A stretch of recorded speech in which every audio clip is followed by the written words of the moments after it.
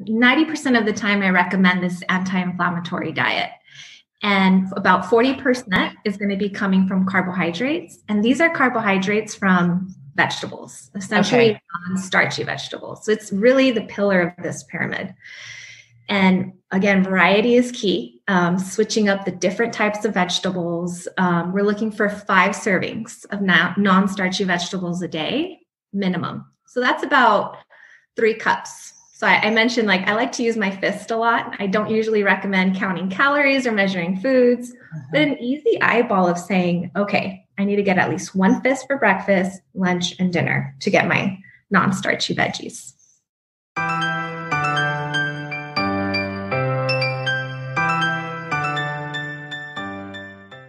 Welcome to EnVibe Live Conversations with Amy Parker and Cheryl Dunn.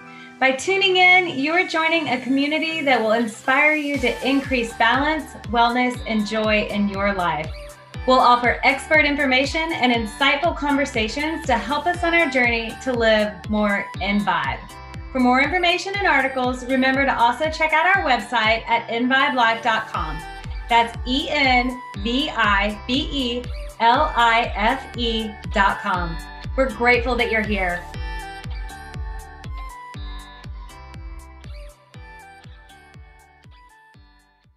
Welcome to EnVibe Live Conversations with Amy Parker, Cheryl Dunn, and today our special guest is Eloisa Mena she has a business called Raw by Elo.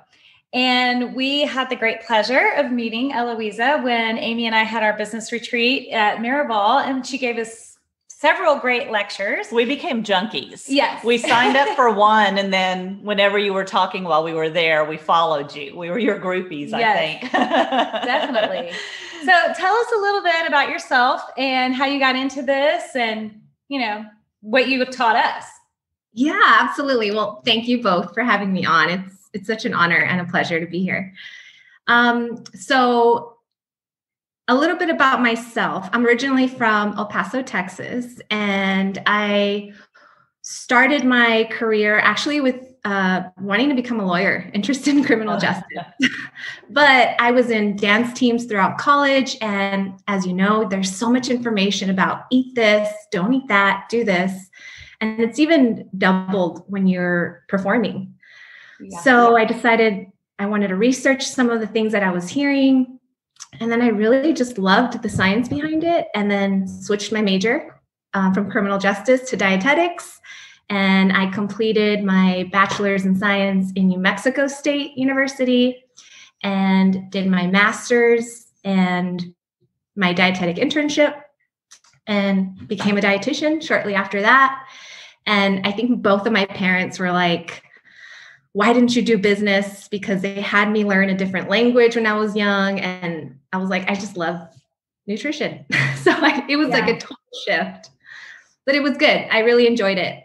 And I worked in the clinical setting for about 4 years in the hospital.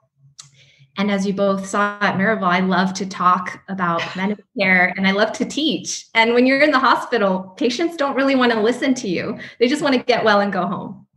Yeah. So that's one of the reasons why I ended up at Miraval.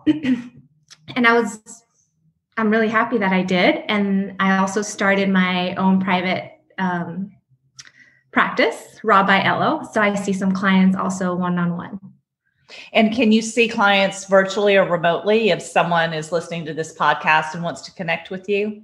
Yeah, so definitely virtually. Yeah, absolutely. Okay, and we will have all of your information in the show notes that accompanies the podcast for anyone trying to find you or locate you. We'll do that as well. Awesome.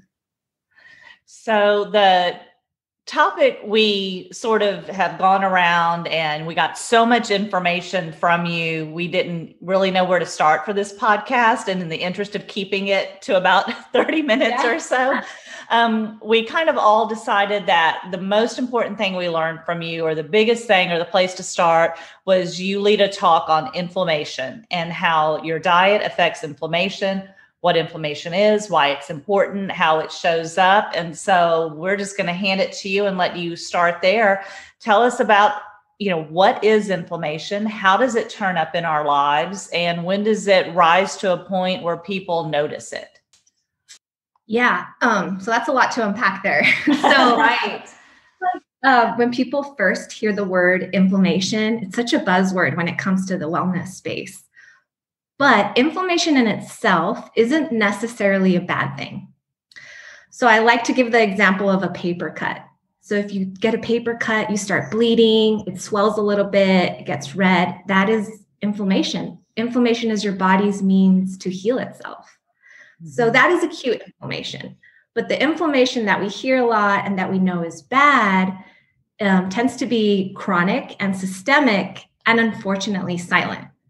And it is the number one cause of disease, the number one killer in the US being heart disease. It contributes to indigestion, loss of muscle, increase in fat, so many diseases. And unfortunately, people don't know they have this inflammation until they reach this disease state. So inflammation can lead to weight gain. Absolutely. That's what you're saying? Because I think we always think of it the opposite, that visceral fat can cause inflammation, but I hadn't really thought of it before as the inflammation can cause the fat to accumulate. Also, if you want to catch it before it gets to the disease state, are there little bitty signs that maybe we're not seeing or paying attention to? Yeah. So one of there's a lot of different labs that physicians look at, but one of them I tend to tell people about is CRP, which stands for C-reactive protein. And if this marker is high, that means something's going on, that your body can have this chronic state of inflammation. And I have people really take a step back and be an observer of their energy levels, of how their digestion is, joint pain, so many little things that we tend to overlook and think, oh, this sucks, I just have to live with this. That is inflammation. So we were both complaining about feeling very fatigued right before we started this podcast. And it just so happens Austin has a lot of seasonal allergies in general, and we're in an intense time right now. And that's what we were talking about. Can allergies, I guess, produce the inflammation that produces fatigue? I feel like that's the biggest symptom I have from seasonal allergies right now. But I've also heard that if you have this chronic inflammation, that makes your reaction to the allergies worse as well. That like you're not as sensitive if your body is working better. I mean, we should probably ask you that. It's crazy. Even though I'm a dietitian, I talk about the other influencers of inflammation a lot. Mm-hmm. And those influencers include obviously food, which we'll talk more about, but stress is a huge influencer. We all have a stress cup, and it's all somewhat up to us what we put in that cup. So it sounds crazy, but exercise can be a stressor, a fight with a loved one, a long commute to work, traffic, and then we constantly overfill that cup. We find ourselves in this fight or flight response, and we're stressed. Mm-hmm. It's a necessary response that we need in order to react the way we need to, but to be continuously in this response contributes to this inflammation. And then you have, your life. Do you tend to go for walks where there's semis passing by? A lot of toxins that we're not really familiar with, endocrine disruptors, fire retardants, microplastics, all of these things are leading to also inflammation. And then another big one is sleep. Mm-hmm. Sleep is huge, 7 to 9 hours a night. Highly recommend that. It's really the foundation of wellness. So sometimes when I'm with clients, before we even talk about food, I'm like, let's get you sleeping the way you should. So it's not to create any fear mongering, like, oh my gosh, like my plastics, what do I need to do? I can't walk that way anymore. But it's slowly reducing those influencers so you don't jam pack your body to fight so much. Right.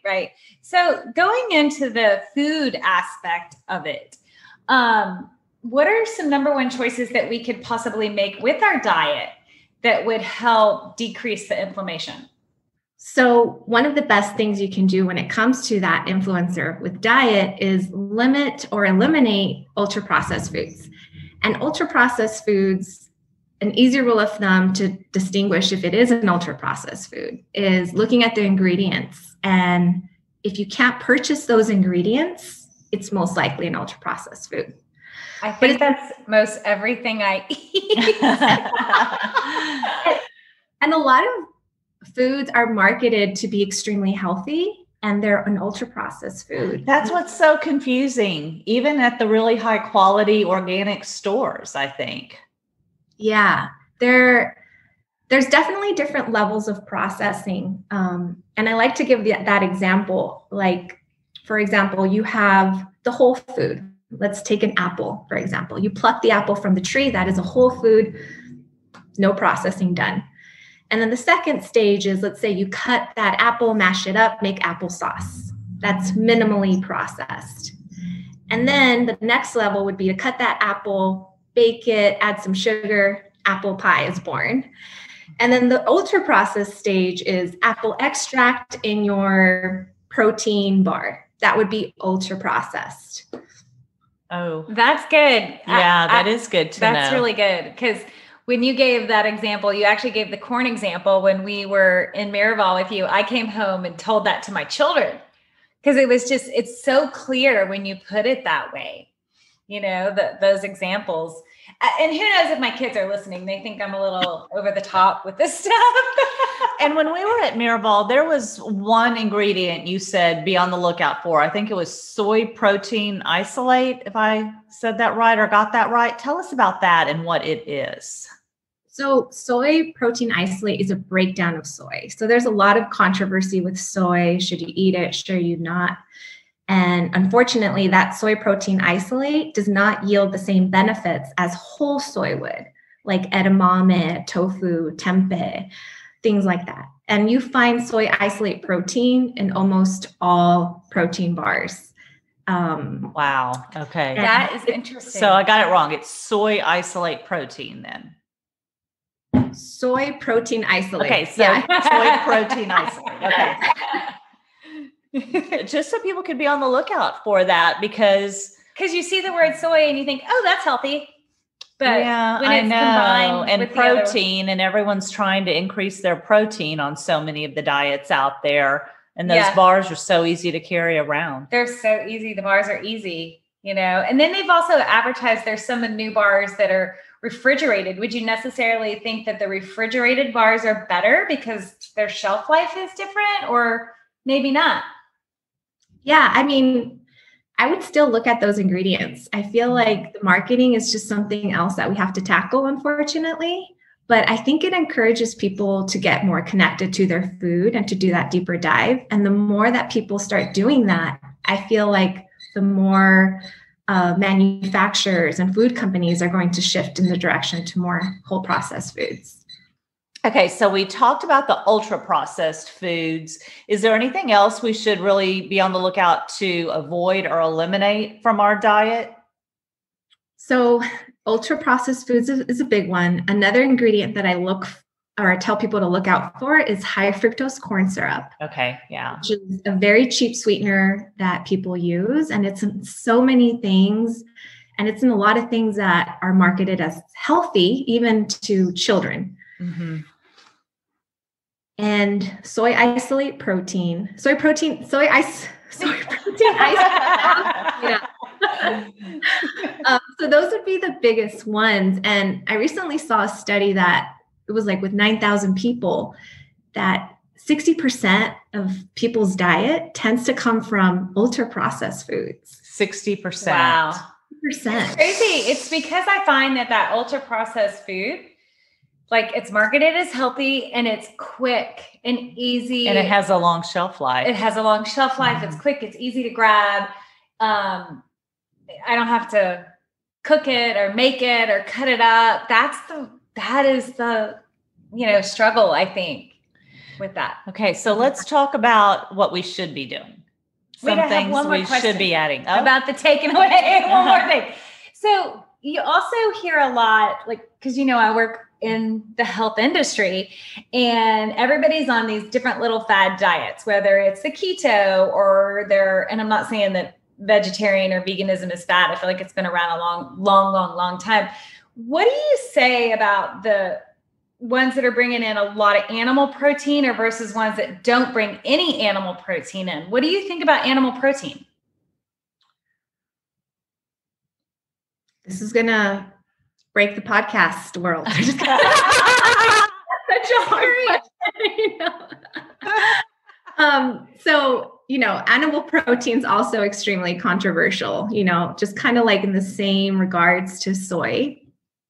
I personally consume meat, and we can definitely dive into a lot more about protein and how much your body needs. But with animal protein, it can be a nutrient-dense food because it has all the complete amino acids, it has choline, it has B vitamins. So it's not that you can't have a nutrient-dense vegetarian diet or a vegan diet. You just have to approach it with more effort and making sure you get everything you need in order to have that optimized nutrition and health. Okay. And I think that's what I've said before. I said, if I could have a chef who was preparing everything for me, I'd have no problem not eating meat. I just don't have the energy to figure out what I need to add then or how to get that protein. It's so easy. Yeah. So easy to bake a piece of chicken. Not in my house. My house, that chicken's dry. And it's when people, like, not all vegans or all vegetarians, sometimes, potato chips can be vegetarian and French fries. And sometimes they increase their ultra processed food consumption, which displaces whole food consumption and nutrient dense foods. And that's where that off balance starts happening. Okay, that's good. Mm-hmm. I think that would help people kind of stay on that. Well, since we started talking about protein, do you want to talk about protein now as something? I mean, that's clearly something that it benefits us to have in our diet. And how do we know how much we should have in our diet? Yeah, that's a good question. So protein is extremely important. It's the most satiating macronutrient that there is, meaning that it'll keep you full and help regulate those hunger hormones. But of course, as we know, the type of protein is just as important. Like the soy isolate protein isn't as optimal. To know how much you need, an easy equation you can do is take your weight and divide that by 2. And that would give you a good estimate on how many grams of protein you would need a day. Okay, so the weight I am or the weight I wished I were? You are. Okay. Darn. Yeah. So it's usually about 25 to 30% of someone's total caloric needs in a day. Now, of course, that might be a little different if you have different goals or something's going on, but that's pretty good average number of what we're looking for.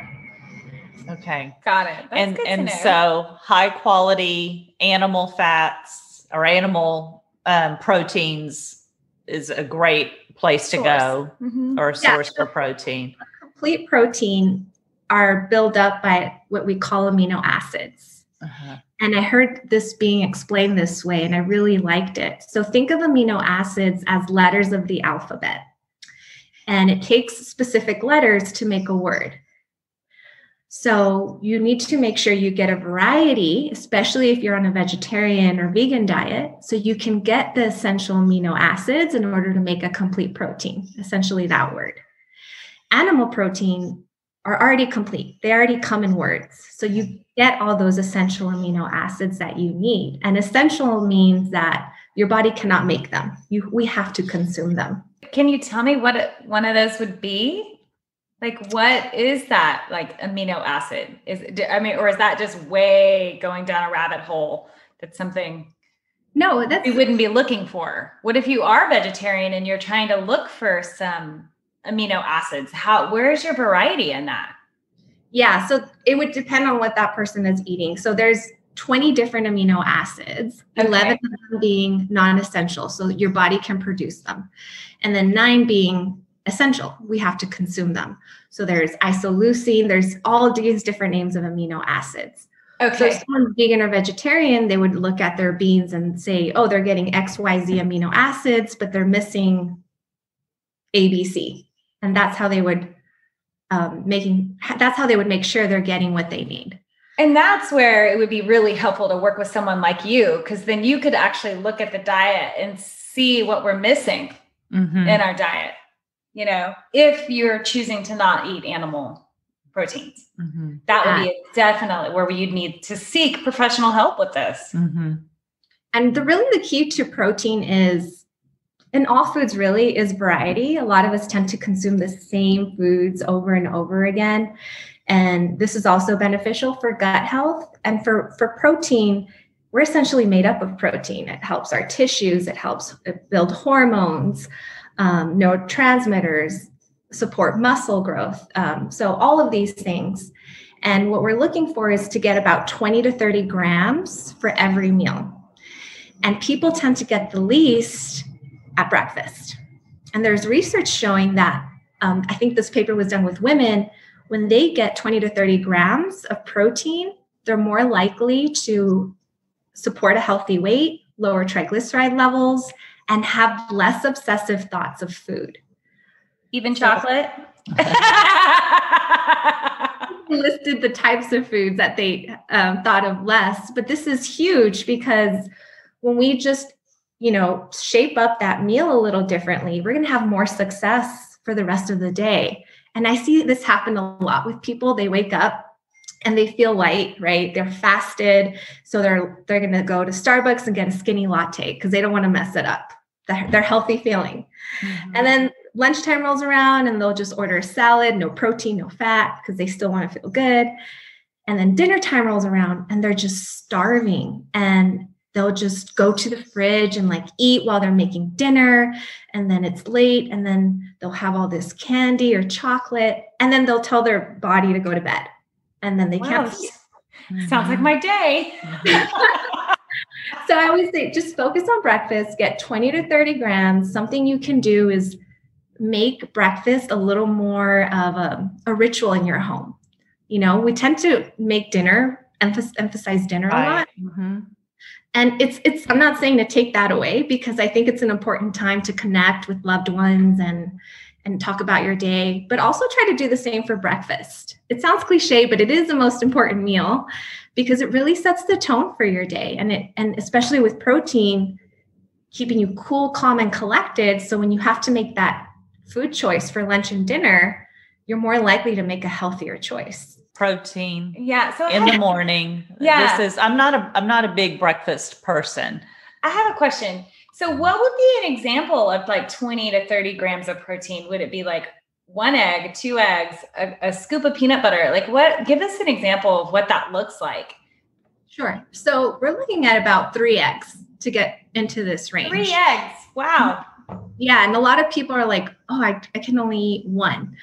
But what else are you eating with that 1? Is there, a toast or a muffin? So put focus on the protein, and also shift the mindset of breakfasty foods like cereals or bagels or things like that. You can absolutely have a steak salad for breakfast, mm-hmm. right? So that's a toughie.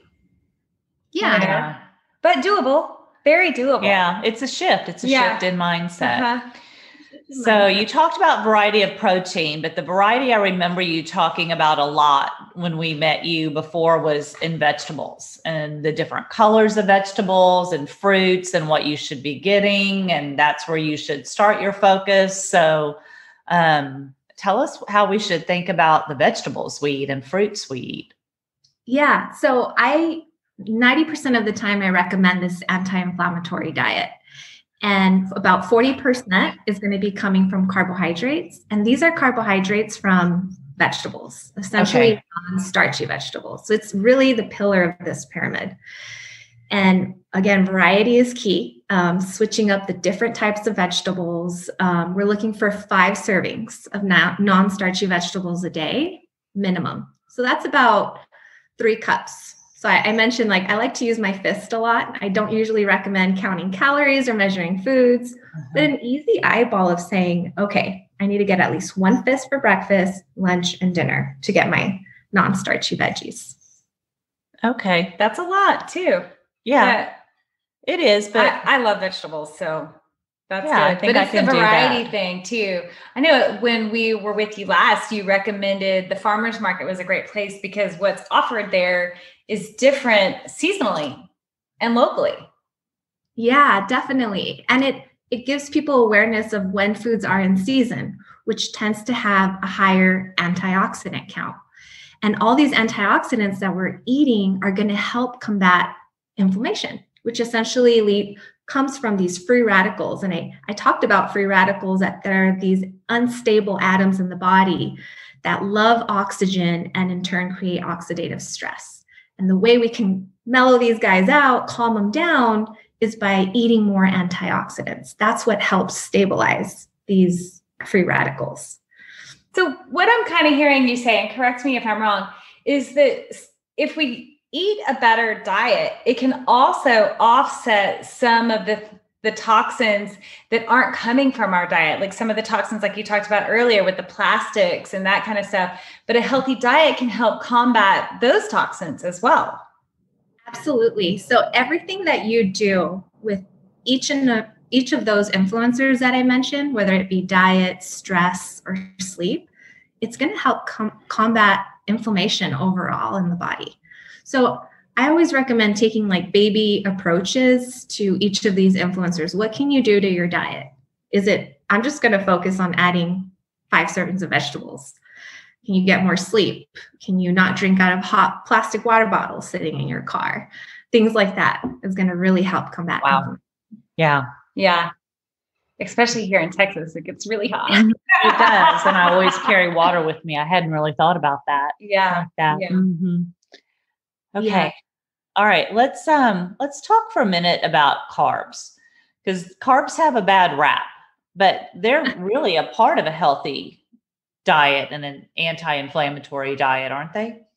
Yeah. So they're 40% are going to be coming from carbohydrates, but you're right. So right now we decided to demonize all carbs are bad. I grew up in the fat-free era with spray butter, the wow chips, things like that. Yes. But we definitely all need all 3 of these macronutrients. Of course, we should try to limit refined carbohydrates like cereals, the ultra-processed foods, chips, things like that. But when you start putting vegetables and fruits that contain these antioxidants, that's when we're going to have an issue on not getting what we need to help fight these free radicals in the body. So not all carbs are bad. There are definitely some out there that are, but we still need them in the diet. The types are important. So I mentioned the non-starchy vegetables, having 1 to 2 starchy vegetables a day. So those would be like potatoes, yams, pumpkin, winter squash, things like that. Ooh, and then corn, is corn in that category? Corn would be starchy. Yeah. Yeah. And what about bread? Bread is good to eat. Yeah. So many different types of bread. A lot of them have added sugar to them, and even some have high fructose corn syrup. Oh, wow. So I encourage people to look at the ingredients, make sure, you don't want any of that stuff. And also look for whole wheat or whole grain. You might see the term enriched flour. And although it sounds like a positive thing, it's still, it's not. It's essentially a stripped grain that has then been fortified. So you want to get closer to the whole food as you can. And what about sprouted grain? When we see sprouted grain, what is that and why is that important?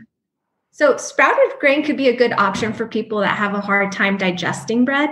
So it's a soaked grain that tends to sprout, and that's how they make that bread. So it can definitely be an option and fit in that 40% carbohydrates in the anti-inflammatory. That's good to hear. Yeah. What about pasta? Pasta's good too. I'm a fan of like the lentil pasta, the chickpea pasta, and if you have kids, you can mix it up like half and half. Hopefully, that's a good idea. That's a good idea. Kids or a husband. All right, and you shared something with us again when we met you last, that pasta, rice take on a quality if they're refrigerated and then brought back to a serving temperature, whether it's room temperature or refrigerated or heated back up before you eat them. Yeah, explain that. That was very fascinating. Mm-hmm. Yeah, so carbs are also important because they contain fiber, and fiber really feeds our microbiota, which is live bacteria. They need to eat as well, and they love fiber. So a type of fiber is oligosaccharides, and this can come from asparagus, oats, and it also comes from, like you mentioned, potatoes, pasta, polenta, which has been cooked and then refrigerated. So it goes through a retrogradation process, a heating cooling process that turns it into an oligosaccharide, which when we eat it, our microbiota loves, it really, really loves. They thrive off of that. So something you can do is make those potatoes or pasta the night before and have it the next day for your family. So it's now an oligosaccharide. So when we reheat it after it's gone through the cooling process, it still has those benefits. Yes. So you can make it, cool it, and then reheat it the next day. It's still an oligosaccharide. Great. That's good to know. I know. It just changes the way we think. Because, I mean, no joke, if you go out to lunch, particularly with a group of women in our age group, no one would order pasta or eat bread. But that really, you can be the weight you want and eat some bread and pasta. I mean, it's just figuring out how to do it. Right, right. Yes. And it's also the combination of food is really important. So one of the macronutrients that we haven't talked about is healthy fat. So when you combine protein, healthy fat, and fiber, you're going to have a different blood sugar reaction as if you were to just have fiber. Oh, that's good. So you're going to control your blood sugar, which is huge. A lot of people have this unbalanced blood sugar throughout the day. So they're on this blood sugar roller coaster. For example, if someone were to wake up and have a plain piece of toast, their blood sugar is going to go up a lot quicker and maybe even a lot higher. And anything that goes up must come down. And whenever it goes down, it sometimes goes down further than where it started. And that person's like, I need another toast or handful of jelly beans or something. And then they're on this roller coaster. Now, if you were to take a step back and put some avocado, some healthy fat on your toast, and maybe a couple of eggs, now you have your protein, healthy fat, and fiber combination, which is definitely going to keep you off that blood sugar ride. Oh, that sounds good. It does. And that sounds like a good way to start the day. And this leads us into, we talked a little with you before, and we've talked about it, the blue zones and their diet. Well, and that you see, in Santorini, people are eating pasta every day and they're living well into their 90s and hundreds. And I mean, not just living, but they're still walking every day. They're still mentally vital and thriving. And, that's the real goal, is to get longevity, but to really be living. Quality longevity. Yeah, with quality. Yeah, I think so. With the anti-inflammatory diet, it was developed by Dr. Weil, and he kind of investigated these blue zone areas. And those common denominators that he found were predominantly plant-based, not necessarily all vegan or vegetarian, but the bulk of their plates came from plant material. They lived by this 80-20 rule. So meaning 80% of the time they were following this diet, 20% of the time, maybe a cupcake or, here and there. And then the third one was really important too. They all had a purpose. So they all had a reason to do something, a purpose to live, which right now I feel like the whole entire nation or world is extremely inflammatory, and they've lost their sense of purpose. Oh, that is such a good way to put it. And it's affecting our nutrition, and our nutrition is the way we digest food.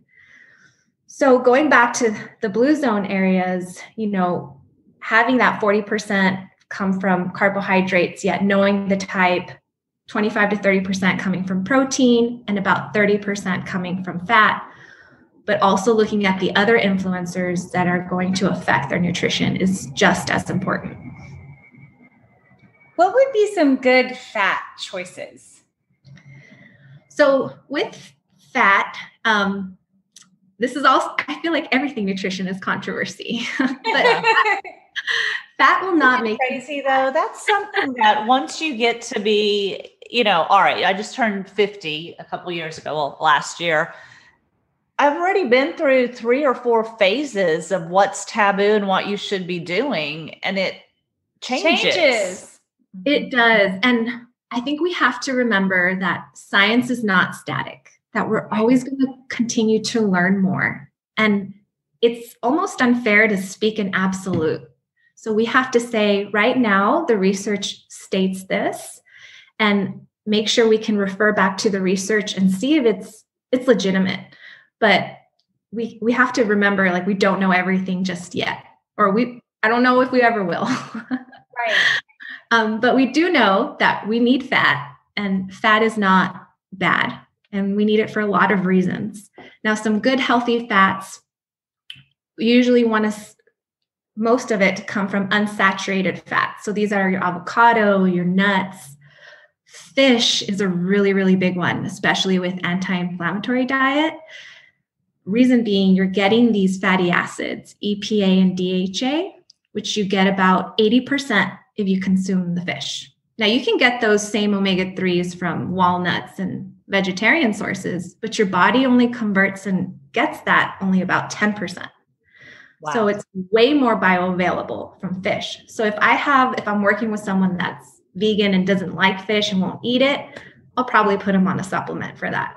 It's very, very important that we get enough of that. And then your oils are huge. We tend to use them every day, but we really don't know where they come from, how they taste. We just put it on the pan and we make our food. But that is a very critical ingredient. So I always look for quality oils. My favorites are extra virgin olive oil and avocado oil for a higher smoke point. And also keeping them away from the heat, away from the sunlight, away from the stove, which is the opposite of what my parents do. Most people do, right? They have it in the plastic jugs right on top of the stove, sizzling all day long. But I've worked with people where we change their oils and their joint pain gets relieved because it's that subtle chronic inflammatory dose. Wow.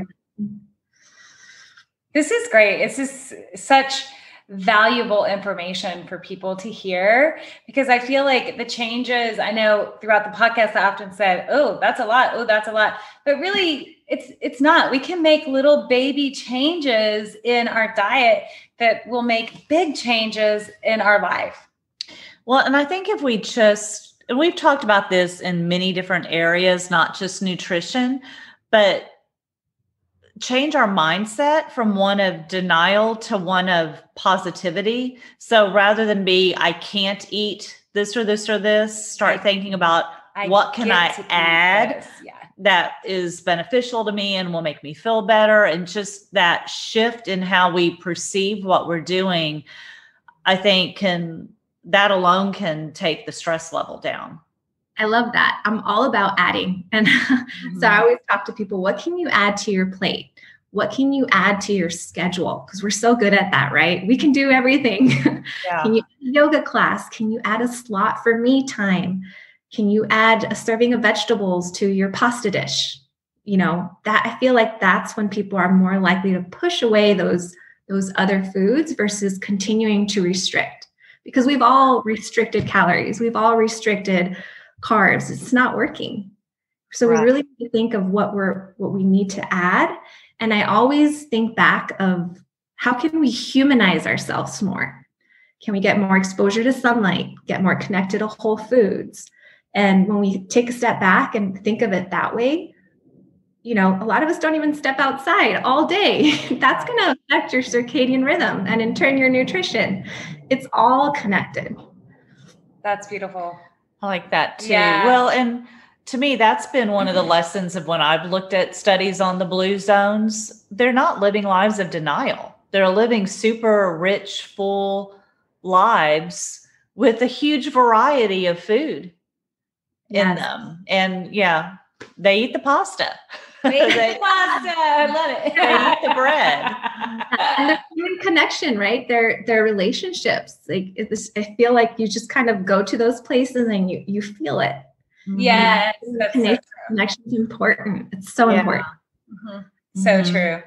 Well, this has been great. We have one question though, that we're all about creating balance, mind, body, spirit, balance in your life, daily balance, finding things like you said that you can add each day. And so we like to ask all of our guests, what do you do on a daily basis to add balance or joy or happiness to your life? I feel like for me to bring balance, I have to find joy in the little things. So even if it's like my coffee, like I think about, oh, this is so nice. It's warm. It's actually cloudy right now in Tucson. So we're all very excited because it's never cloudy here. But watching my plants grow, going to a yoga class, it goes back to like humanizing yourself more, bringing joy, and finding joy in those little things really helps me bring balance. One thing that I love that my husband does, he just wants to celebrate little things. Like even today, he's like, hey, after your podcast, let's go celebrate. I'm like, oh, it brings you joy. And it reminds you like we have so many things to celebrate for, and we need to remember that. I love that. I do too. That's awesome. That is so good. Thank you for sharing that with us. And thank you so much for coming on and sharing all of this information. I just think it adds so much value to everybody's lives to hear this. And this is why we do these conversations. Exactly. These moments and this information. So thank you so much for joining us. It's been such a pleasure to be able to talk to you. And we'll make sure that all of your information is on our show notes so that people can reach out to you and have sessions with you so that they can get more specific guidance on their own personal diets. And also I know you put a lot of information on Instagram as well. So that's an easy way that people can connect with you. And what's your handle on Instagram? It's at Eloisa Mena. So my first last name. I thought so. There you go. Perfect. And you even show the science behind different studies out now, and you give your commentary on that. So it's really loaded with information that I think people would enjoy checking that out as well. So I echo what Cheryl said. Thank you so much for connecting with us in this way. Yeah, thanks for having me. Awesome. Thank you for listening to EnVibe Live Conversations. For more information and to join our community, be sure to check out our website at envibelive.com. We look forward to sharing with you.